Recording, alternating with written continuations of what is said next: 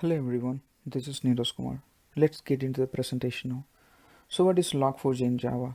It's kind of a Java-based logging utility developed by Apache's Software Foundation in January 21 and the license owned by Apache License 2.4.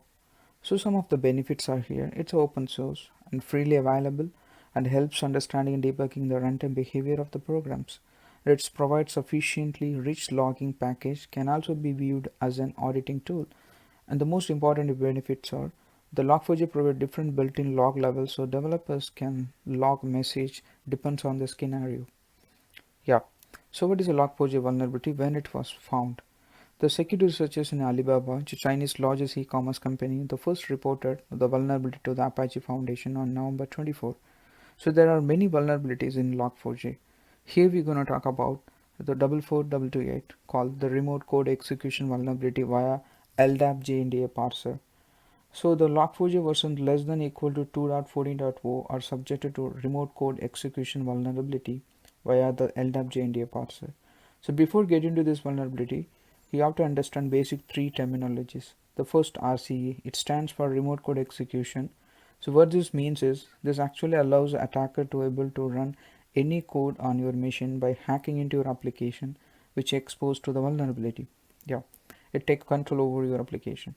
And then the JNDI. JNDI stands for Java Naming and Directory Interface. It allows you to store Java objects in a remote location and then serialize them and streaming them to your JVM.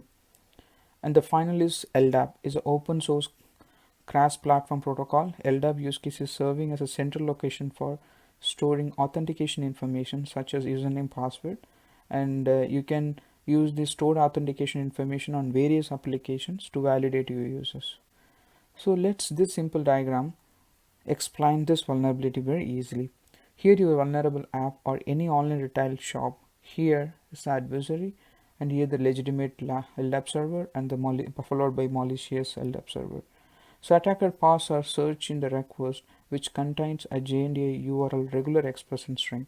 The application takes the string as an input and might not get any search results, but what the application does, it tries to log and Log4j is going to look at the URL, or it's going to make a JNDI request to the malicious LDAP server and they return back to the serialized malicious object.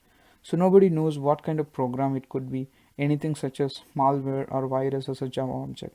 So attacker have ability to put a malicious Java object into the JVM of popular e-commerce website and able to instantiate the malicious Java object and will have a control over everything. That's referred as remote code execution. Let's look into the bugs reproducing and how is gonna fix that one.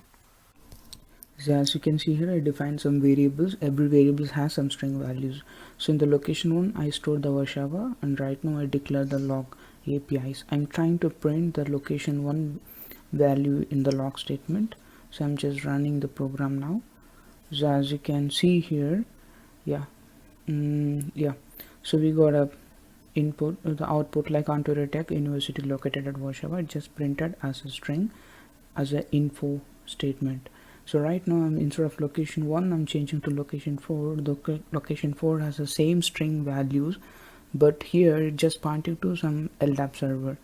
Yes, so what the logger is going to be do, this is a vulnerability in this Log4j, right? So it's trying to do the JNDI lookup for this LDAP server. Yeah, so the LDAP server, it could send any malicious Java object to this JVM.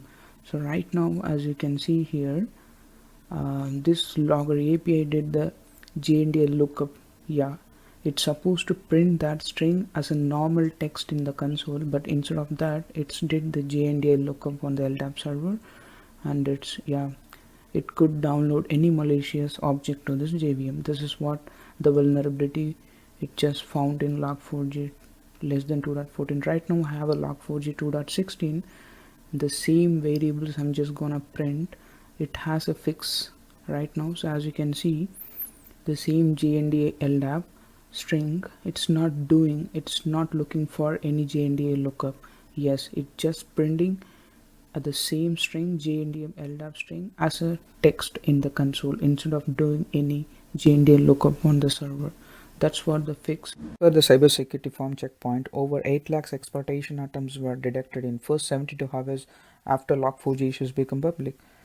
Simply because 95% of the Java program using Log4j library. There is a security development company called Snyk did the scanning of around 39% Java program directly and 60% of indirectly using the Log4j dependency. The widespread impact of this vulnerability is so large that it may take years to fix. There are primary open source projects heavily impacted by this vulnerability. As part of the mitigation, as I already shown in the demo, that using any Log4j library 2.16 version or more than that could protect your application being hacked. Here is the official fix commit from the Log4j developer team. As you can see here, there are no longer supporting JNDI lookups by default in the library, and moreover you can manually disabling these properties to protect your application from this vulnerability. Here bugs tracking pages where you can get whole history of when this bug was created and committed so far, and here are the references. Thank you.